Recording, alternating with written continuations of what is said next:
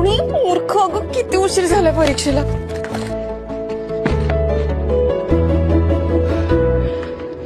बाप्पा काय करू आता मी? या अशा चुका होतात बघ माझ्याकडून. प्लीज माझी मदत कर.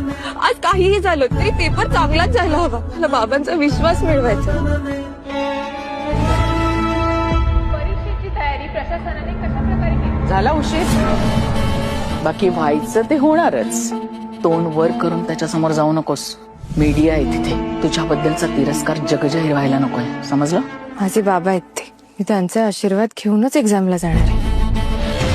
राज्याचे लाडके शिक्षण मंत्री म्हणून तुम्ही विद्यार्थ्यांना काय सांगाल? अभ्यास चांगला करा, फळ नक्की मिळेल. पण सर, तुमचा आशीर्वाद फक्त तुमच्या कन्येलाच की राज्यातल्या सगळ्याच मुलांना? जे मेहनत करतायत त्यांना आशीर्वादाच्या भेटीची गरज नसते.